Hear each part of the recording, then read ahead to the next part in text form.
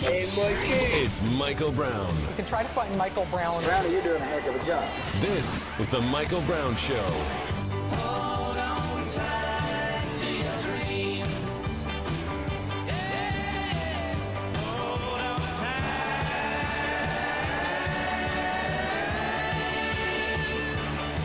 to your dream. Hey, happy Friday evening, everybody, and welcome back to the Michael Brown Show. It is Friday night in the big town of Denver, Colorado, and it's 6 p.m., which means that it is the Let's Eat segment of the Michael Brown and Show. it's Happy Watermelon Day today.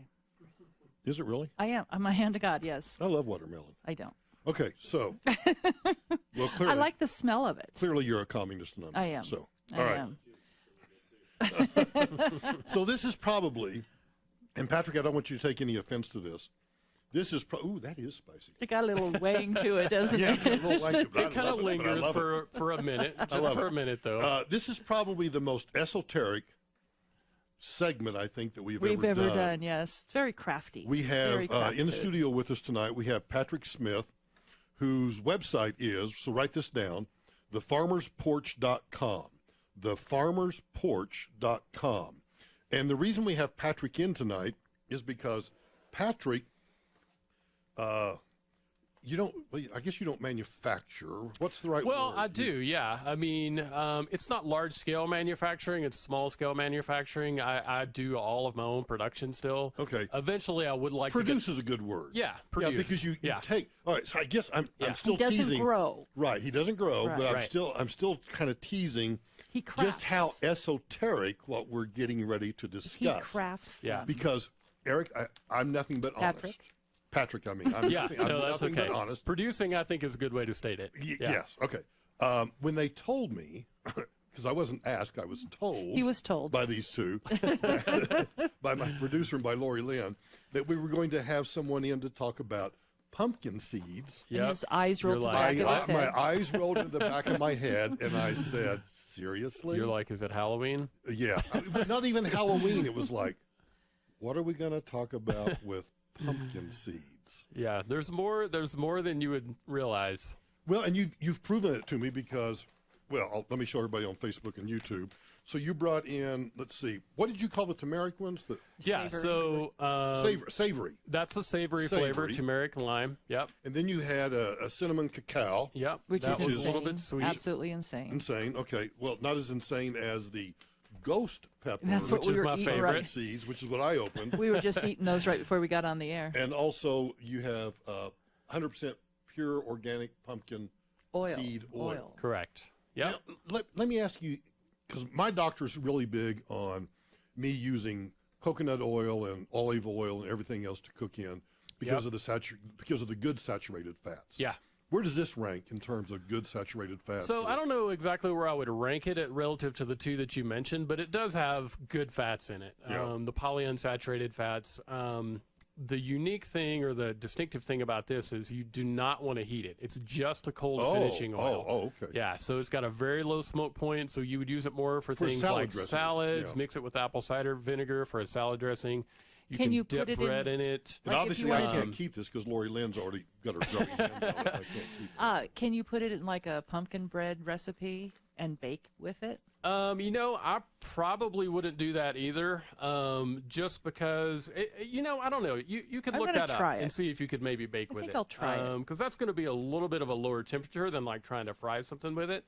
In Austria, where these particular pumpkins are native, they use the oil essentially like you would use olive oil. In fact, that's kind of how this evolved. When they would have olive oil shortages in Europe, the Austrians would use pumpkin seed oil in place of that, and it eventually just became a regular part of their diet. So I have a friend who grew up there, and his family puts it on scrambled eggs. It's actually a very popular dessert to drizzle it over vanilla ice cream with a little bit of sea salt, so it makes kind of a sweet and savory dessert with the pumpkin seed oil. Who's got the ice cream? I know, exactly. Yeah, yeah. So they do a lot of interesting things with it over there. But the more common things that we would do with it is like salad dressings, bread dipping. Put it on a soup, like drizzle some over a pumpkin soup or a squash soup or something like You'd that. be really good to take a flavored balsamic vinegar and put it with it. Yeah, like a that would white probably go peach. really well with it Ooh. too. Yep. You're going to Oh, come yeah. over for dinner? Well, no. Well, I may, but so you've already piqued my curiosity. I ask every guest that comes in here essentially the same question, but in different form. Sure. And that is, I didn't ask you about your background yet, which we'll get to, because I Okay. want to know who you are, where you came from, all of that. Yeah. But more to the point right now, I want to know what happened in your brain, like what neurons and synapses connected that made you say, you know what, I'm going to start something called the Farmer's Porch, and I'm going to focus on heirloom pumpkin seeds. Yeah. What's the genesis of that? Very good question. So part of that does relate to my background, which is in the natural foods world. So I worked for 14 years or so at a company that basically helps other brands market their products to retailers like Whole Foods and Sprouts Right. and places like Okay. that. So that was kind of my background. And in the process of doing that, I worked with a lot of entrepreneurs, and I was always just very, inspired by their motivations and kind of, why they did what they did, and always wanted to do that on my own. So the pumpkin seeds essentially are just a project that I would do, seasonally in the fall. And when I finally decided to leave that job I was in and do my own thing, I decided to turn that project into my business. So that's kind of where it How started. long have you been doing it? Almost 3 years. Okay. So, All right. got product to market in the fall of 2015. I believe October of 2015 was my first retail account that All right. opened. Yeah. So where are you from? I'm from Tennessee originally. All right. I live up in Boulder now. Yeah. I've been there for almost 20 years. We won't hold that against you. Please don't. I used to live in Boulder too. So, And Boulder's a big hub for the natural Right. foods world, as you probably Right. know. So Right. you're kind of surrounded by that. what brought you to? Did your other job bring you to Colorado? Is that what brought you? No, here? that actually was in Boulder when I was okay. doing that particular job. I think the thing that brought me here really is I don't want to make this too much of a long drawn out story, but I came out here once in the mid 80s with my grandfather when I was like just starting high school or somewhere around then. And You I fell in love. loved Colorado, Right. and I always wanted to be back. And so when I finished up school, I just came out, and I had been to Boulder and had some friends who had lived there and loved it, and that's where I decided I would go stay for a couple of years, and that was Yeah. almost 20 years ago. All right. So, and to prove to you that I'm a lawyer by training, so I know how to listen well. Okay. You said Australia. Austria. Austria. Yeah. I yeah, misheard. Yeah. No. Austria, That's yeah. okay. That's Austria, okay. my second favorite Yeah. country in the No world. kangaroos. Yeah. That we know of. Austrian pumpkins. Yeah, exactly. So this Why? particular variety, and so this kind of goes back to my product development a little bit. So when I first started the project, when I left that job, and I was like, okay, this is what I'm going to do. I started looking for wholesale pumpkin seeds just to do some, price analysis and all those things. And the first thing I came across is virtually all of the wholesale pumpkin seeds that I could find were grown in and imported from China. I couldn't find any U.S. grown pumpkin seeds on a wholesale level. And so I knew there had to be somebody growing pumpkins commercially in the U.S. for seeds and processing them for the seeds. So I started talking to some friends in the industry. One conversation led to another, and I eventually found these growers in Oregon that are growing this particular variety. It's a relatively new crop in the U.S. within the last 10 years or so. They are more expensive by about 3 times as much as the Chinese imported one, but I just wanted to focus on the quality and having a U.S. grown product. Good for you. Yeah. Good yeah. for you. So, You don't need no stinking Chinese seeds. they're fine, and I'm sure there are a lot of them that are good quality, but my challenge as a small producer is I don't have the resources to have a direct relationship Right. with a grower in Yeah. China, and so if I get something, I'm going to have question marks. I'm just buying it from a wholesaler and just trusting that they're Yeah. doing the vetting for me. Right. So that's why I decided to go with this, and because of the variety, and it has such an interesting story. So then what I learned about them is the Austrians have been growing these. Hold that thought. Hear Okay. that music? Yeah, We sure. have to take a break. Going to break. So when we get back, Everything you wanted Patrick's to know about pumpkin seeds, but we're afraid to ask. from Austria. From Austria, of all places. Holy cow. You wouldn't think pumpkins in Austria. Well, no, because as many times I've been to Austria, I don't know that Not a lot I've of pumpkin ever fields. seen a pumpkin field in Austria. Yeah. Never. Southeastern Austria. I've been everywhere in Austria. Styria is Okay. actually, if you go to Austria, on, they call hang on, these. hang Yeah. on. Yeah.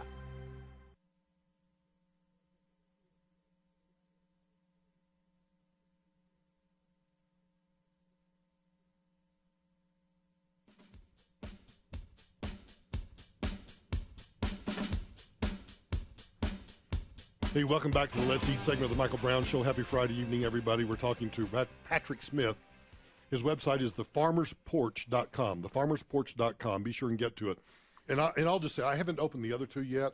I'm going to rely. You'll be hooked. You will be hooked. Well, I'm relying on Lori Lynn, who, of course, she's madly in love, and she's over there caressing the cinnamon cacao and the turmeric, which I'm going to try I'm going to try the lime in a minute. Very Yeah, good. those are really tasty. I have to tell you, these ghost peppers are to kill. These are to die for. Could you Those are my imagine putting favorites. those in like a Mexican food dish? No. Yeah. Or, Well, I would. I can see doing or that. soup. Like or, crumbled up, yeah. or they're really good crumbled up, kind of over scrambled eggs. They add flavor and texture Yeah. to the eggs. You can I mean, they're great to just snack on, but you can Oh, they're great to snack. add them to some salads, something like that. Yep. Definitely. Yeah. And I'd add the nutrition facts fit exactly what I'm looking for. Yeah. Just looked at your producer and Yep. looked at her. What? What's she making fun The of? nutrition Was facts. she making? Oh, because I mentioned nutrition. Yes. Because you knew I was over here looking at sugar content. There's didn't probably you? none in there, is there? Well, in the cinnamon cacao, of course. That has a little bit. Yeah. Yeah. The ghost pepper is pretty low. That's the lowest of the It is three. very low. That's that's And doesn't the pepper just burn off the sugar? No, is that not how it works? Just curious. You have to get on your rowing machine and burn off the sugar. That's what you have to do. Yeah. All right, Burn so those back- calories. Back to Yeah. the Austrian. Back to Austria. So Austria Yeah. and pumpkins. Yeah. Yeah, so the Austrians have been growing these, I discovered, since, as far as I can tell, the late 1600s, early 1700s. Some farmer recognized that he had a pumpkin that was growing without any shells on the outside of the seed. So that's the really unique thing about this variety, is the seeds grow without any shells on them. So when you cut the pumpkin open, you just get a big green kernel, which is the part that's usually on the inside of the ones you would get out of your jack-o'-lantern, you know. Those have the kind of fibrous white Right. shell on them, and these just don't have that. So anyway, they kept planting them, and it eventually became, a fairly common agricultural crop for them. So as we were going to break, I was mentioning Styria is actually the region that these are grown in, and there's a certification for them. If they're grown in that region, they have a seal that says they're actually grown at the point of origin there. So yeah, and then as I mentioned earlier, as the Austrians would have, or as Europe, as they would have olive oil shortages historically, they started making oil out of the pumpkin seed in Austria, and they would use that as a substitute for olive oil. So that's how it kind of evolved, and it eventually just became a regular part of their food culture.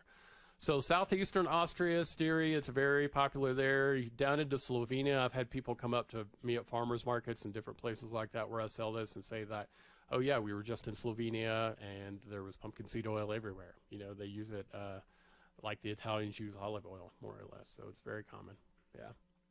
And what was your love of pumpkin seeds? Was it the flavor, the texture? You know, it's And definitely they're actually the supposed flavor. to be very good for you. Yeah, they're very nutritious. I like the flavor. They're very high in protein, so they're a good protein source. I just like to snack on them, and it's a good, healthy snack, and I just kind of wanted to bring something like that to the market that tastes really good and has some good nutritional value, and people can enjoy it, and it has a nice flavor, but it's also got some good health benefits. You know, it's not just like another candy or another, protein powder or whatever. It's something that really is you get the whole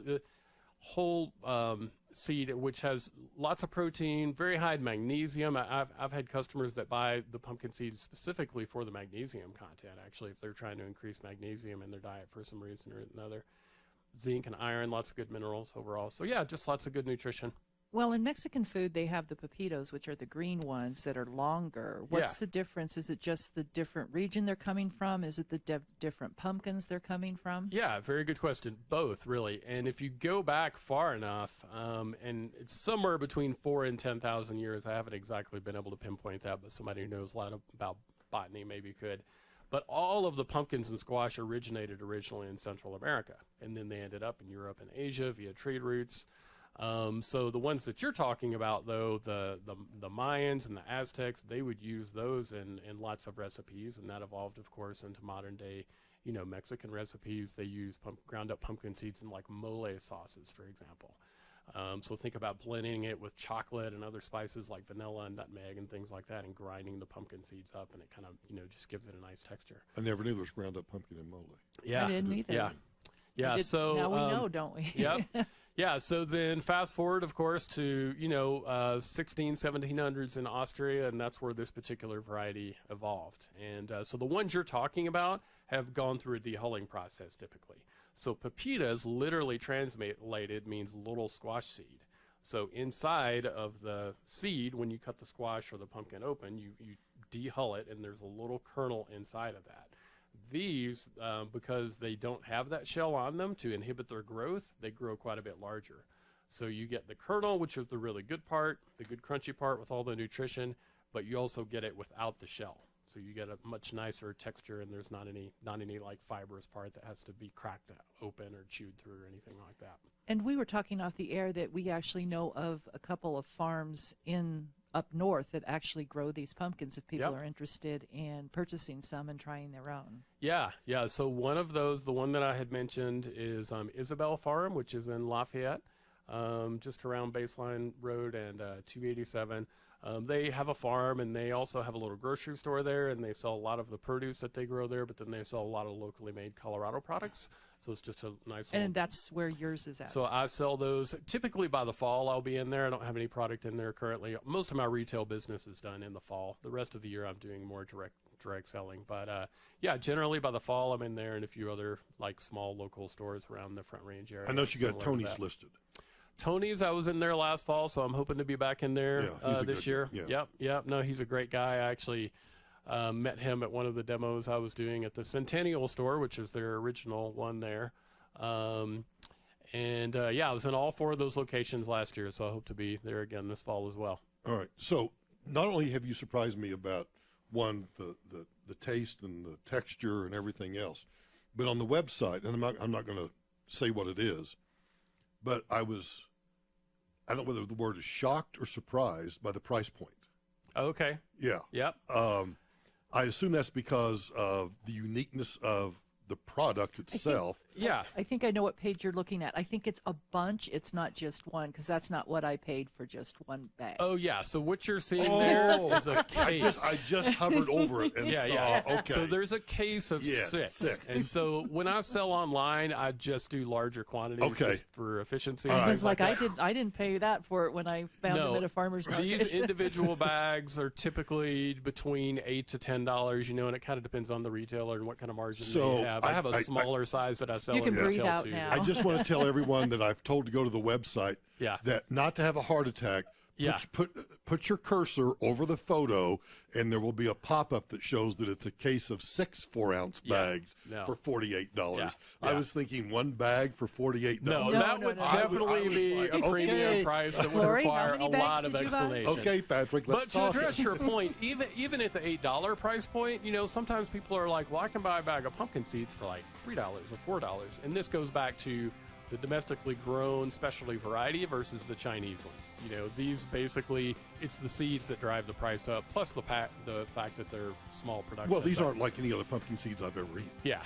But the domestically grown ones are close to 3 times what you can get the imported ones from China. But hang on. Yeah.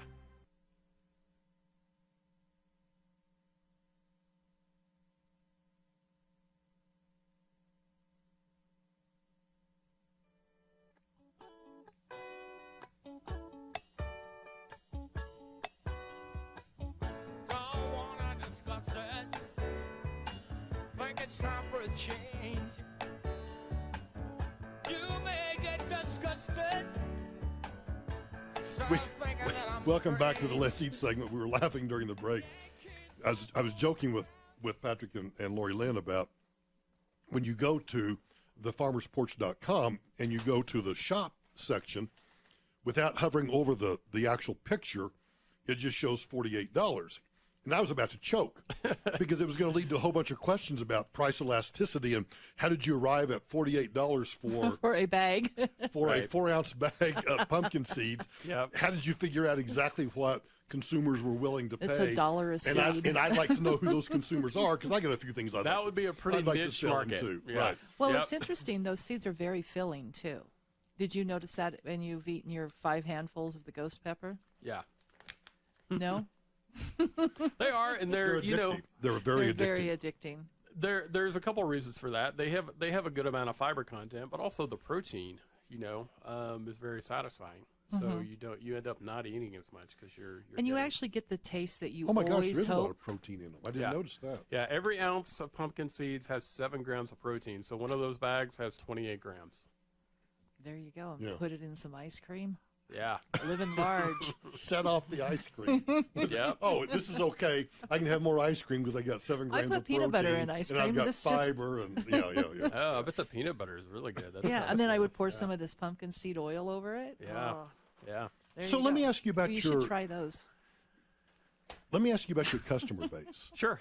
Is it? I mean, clearly you're doing some retail, but you're also doing a lot of online, and I assume like you went to the Slow Foods. Yep. What would you call the Slow Foods event? Festival. Yeah. Festival. Slow Foods, Slow Foods Festival. Taste Marketplace, I think is what they Yeah. call it. Yeah, So, that's so where do you you were travel around the country going to these different places, or are you really focused on retail and online? Right now, all of the direct events that I'm doing like that are all in the Front Range area. So Okay. all the farmers markets that I do that slow food event. I mean, that's really my core audience is that slow food event. Because they, this kind of product resonates with that audience. Like they get what it is and why you're doing it and all that. And there's an audience outside of that, but that's definitely my core audience. I do the Denver Flea and Jackalope and all the holiday fairs Sure. that go in Denver. I do a lot of farmers markets around the Front Range. I'm currently only doing about one, but sometimes I'm in up to 4 or 5 of those. I do Estes Park all the way down to South Pearl Street, which is actually just pretty close to here. And you have all that information where you're going to be at on your Facebook page, I actually. usually do that on my social media. So Instagram is the same handle as the website. It's The Farmer's Porch. Same thing for Facebook, The Farmer's Porch. So I usually do those more kind of like, where am I going to be this weekend kind of things on my social media. Yeah. And I was going to try these with ice cream, but I haven't made it to the ice cream yet because they're so good. The cookhouse cinnamon. Of course. Yeah. I just knew Those are a because it was great ice cinnamon cream topping. cow. That's one of the primary things I recommend that flavor for. They're also really good on oatmeal and pancakes, so it makes a nice breakfast flavor. Oh, and you can have put them in pancakes cinnamon over there. rolls Yeah. instead of pecans or something like that. So yeah. Don't let me forget. I guess I should say publicly thank you to Snooze because, I actually drove by a Snooze the other evening, but it was closed obviously in the evening. Look, there's no line. And Yeah. I joked to myself because Adam. when Adam was in here, I was joking about the lines, and then lo and behold, Adam shows up with Snooze breakfast this morning. Oh, nice. Yeah. Yeah, I love that place. Yeah. I'm in love with Adam. He got me in Have you on tried a the- tortilla making class with Rick Bayless. Oh, right. I was very excited Oh, about it's that. Slow Foods? Oh, nice. That was really fun. Have you tried the pineapple pancakes Those- at Snooze? I have those That's right what they here. sent. Oh, yeah. I have them right here. That's my favorite. I got them right here. Yeah. So when you're at a farmer's market, forget slow food for a minute because Sure. I think that's a different demographic. If you're at a farmer's market in Longmont or someplace, or you're up in Estes, Yep. do people just come up and just buy these, or do they walk up and typically say, "Okay, what the heck is this?" Yeah, why would I buy these? Usually the latter. You Yeah. know, I mean, I do get some people, you get return customers and things like that, but you definitely get a lot of curiosity, like what's an heirloom pumpkin seed? Right. And they have generally the perception that it's going to be like what they've gotten out of their jack-o'-lantern. So, there is an education process there, having the same conversation that I've been having with you guys right now, explaining what the difference is Yeah. between this and, what you would get from a squash or something you cut open in the fall. And you don't, because one thing I thought we would be discussing this evening, which we haven't, and I assume there's a reason why, is you don't sell heirloom pumpkin seeds for somebody to go plant in their garden. No, but I do get that question sometimes as well. And if you want to get this variety, I'll tell you where you can get them. There's a place online called Victory Seed Shop, and they sell heirloom seeds for growing. And in fact, I think one of my growers that I get these from supplies their growing seeds. Yeah. So yeah, and next year I may do that because I get that question frequently enough. I mean, in Colorado, we have to have them in the ground by if you're middle of June, you're pretty late. You Yeah, really kind of want them right. in by Memorial Day. Right. But some of the spring markets, I could still have them available, so that when people ask that question. But yeah, I do get that occasionally, at least once a day, I would say, that comes up. I know this sounds like a stupid question, but I think Lori and I are both pretty good judges of character. Are you happy doing what you're doing? Oh yeah, definitely. You love this, don't you? Yeah, I love it. And I meant this when we started out. This is the most niche thing that we've ever We've ever discussed on done. this program. Yeah, yeah. And there are some like line expansion things that I have in mind. I want to eventually do like a pumpkin seed butter and in place of a peanut butter, and do some different flavors. But I'm just trying to focus on this and get this foundation built. Sure. Yeah. You're being a before smart businessman before I about grow it. that out. Right. Yeah, exactly. Yeah. Yeah. Well, good for you. Pumpkin seed protein powder. That'd be good. Yeah. Because I mean, stuff I actually went somewhere and they served pumpkin seed butter with whatever, like a pancake or a waffle or something, and it was amazing. Yeah. It was absolutely amazing. Yeah. You He's have like- to be he careful looks when at you're me like, "I don't wanna when go you're there." kind of in my position not to jump ahead of yourself, because like you've always got these ideas flowing, but it's like you just have to stay focused and well, you don't want to overextend yourself to where all of a sudden you can't produce what you said you were going to produce, Right, and so exactly. you got to be very careful. And especially since I do all my own production now, so I have a commercial kitchen that I work in, that I do all my own roasting and everything. Eventually, that would be the big piece that I would like to hand over to somebody to do Sure. the manufacturing for me, Right, so that I can right. focus more on sales and marketing and the Yeah. other aspects of the Yeah. business. But yeah. But you're only 3 years into this. Yeah. So it's a very young business, and I haven't done a capital raise yet. I've done everything on my own, and I may get to the point next year where I want to go out and do that, though. When I'm ready to kind of get to that next level. But I want to maintain as much of the creative control and kind of where I'm going with it as I can for as long as I can. Well, I can tell you, you have made a convert out of me, because it wasn't that I was laughing at you. I was just trying to. He was laughing at us. I was really laughing at these two for scheduling you, and I was also thinking to myself, what the heck are we going to talk about? I mean, I knew I was going to ask my usual questions Right. about how'd you get in the business and all of that. Yep. But pumpkin seeds are not. I mean, I love.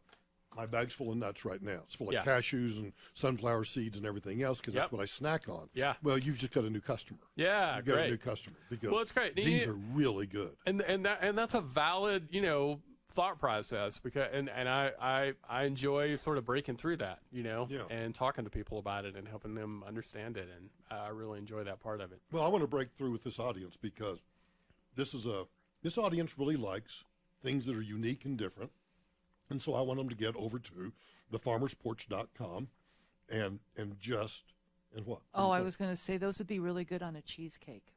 The cinnamon cacao. Oh yeah. All right. Well, I'll anyway, let you finish. since we Yep. got to stop, thefarmersporch.com. Lori Lynn wants you to buy the cinnamon cacao, and I want you to buy the ghost pepper. So get on and flood the website tonight, thefarmersporch.com. Patrick, thanks for coming in. Thank you for having me. I really It was a appreciate pleasure.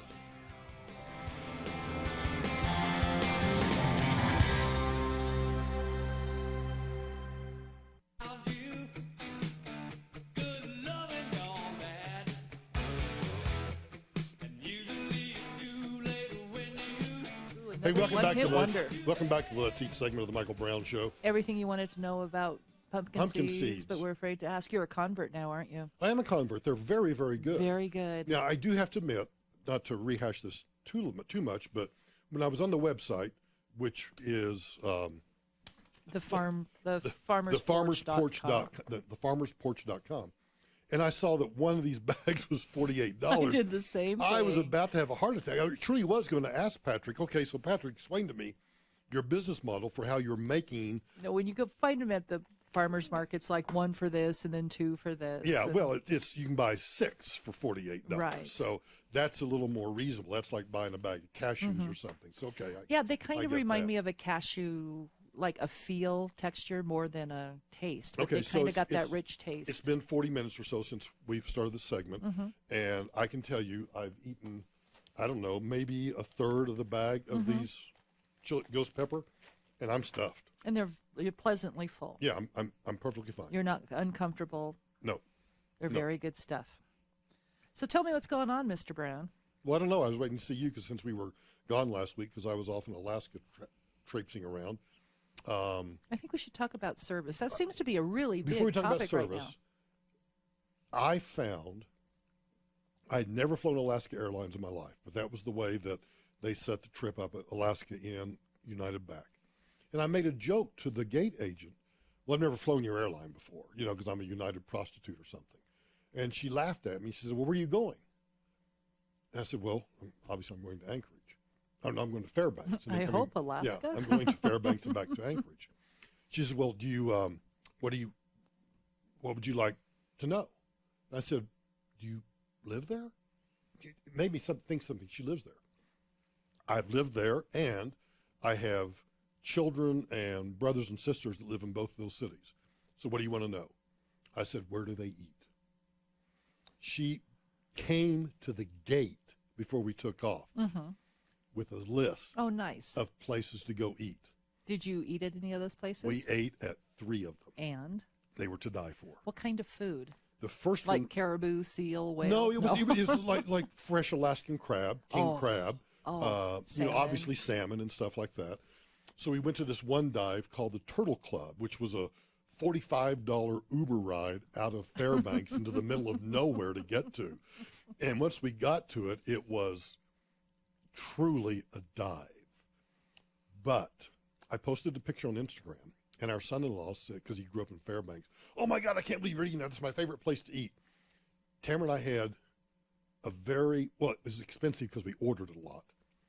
But we had she had fresh halibut, and I had fresh Alaska king crab, and it was to die for. Wow. And it was fresh. It was fresh, but it was like going to Mickey's Steakhouse. It was exactly like going to Mickey's Steakhouse. The menu was on the placemat. But it was fresh. And it was fresh. And all the fixins for your baked potato, because that's all you get. You get a baked potato. You want fries, you got to go to McDonald's. You get a baked potato whether you want it or not. And all the fixins were there in those 3-cup things. I'd never seen that in ages. There's something to be said about keep it simple. It was keep it simple, and thank you to Lisa, the gate agent at Alaska Airlines, for the list. It was wonderful. We'll talk about service next time. We'll talk about and straws. And straws. Oh, and both. straws. Yeah. Oh, Lord. Sing it, Kate.